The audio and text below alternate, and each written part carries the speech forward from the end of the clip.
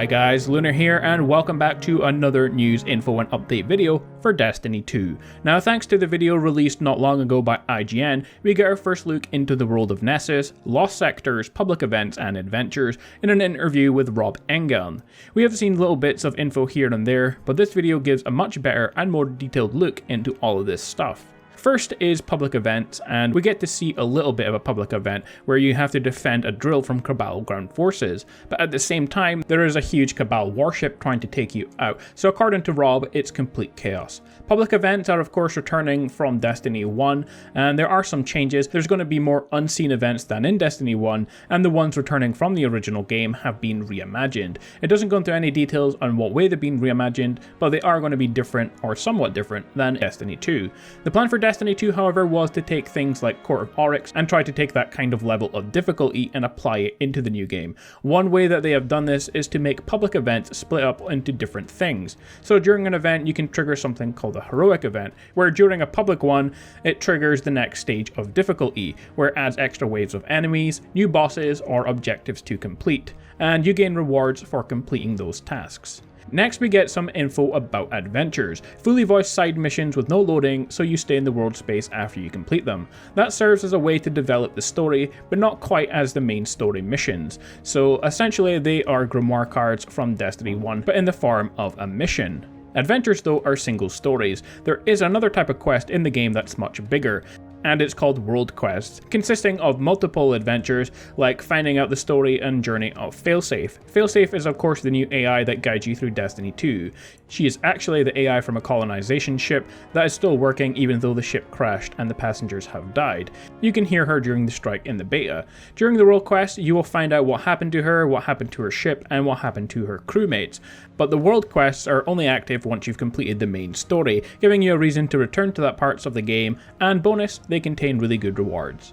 Next we got some info about lost sectors. The idea behind them was in Destiny 1 you could discover a cave that maybe had a chest in it, but in Destiny 2, what would it be like if you got into that small cave and it turns into a huge dungeon for you to explore, fight a boss, and get some cool loot along the way? Rob Engel mentions that a lot of time has been invested into developing lost sectors in Destiny 2, so I'm already pretty excited to see what they have in September.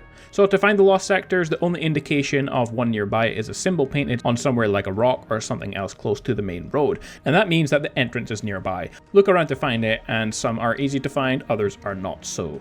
Now in this image here we see something previously unseen. Each of these arrows on the map is a landing zone. We know that map is pretty big, so you don't want to have to travel from one point to all the others. You can unlock landing zones and you can travel to them. One cool thing I'm looking forward to in Destiny 2 is things are not going to start off unlocked.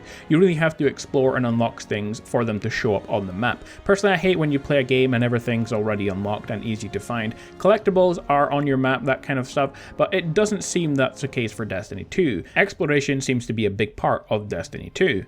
The next big discovery, and probably the biggest one from the entire video, is when looking into flashpoints. In the top left corner you can see the reward for completing the flashpoint is something called prestigious gear. Something we have never seen before, and what exactly it will include we will have to wait and find out, as we get no information other than just seeing it in the video. Flashpoints are weekly events that have several aspects. A certain area is chosen every week on a world. There will be loads of public events to complete, as we've already gone over. Cade will style weekly treasure maps for the area that the flashpoint takes place, and you can find different treasures. Also, there will be a bunch of secret bosses to find and kill as well, and at the end you can keep all the loot that you've collected, and there will be one piece of prestigious gear for you.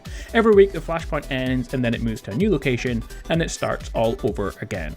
All in all, a very jam-packed video with plenty new information, and it all sounds pretty amazing to be honest. Flashpoints, missions, adventures, lost sectors, a ton of stuff to explore, and I have a feeling Destiny 2 is going to be way bigger and cooler than Destiny 1. Anyway, that's about it for this video. If you enjoyed it and found it useful, a like and comment is appreciated. Also subscribe to see similar Destiny 2 content on my channel. But with that being said, Guardians, stay awesome, and I will see you all next time.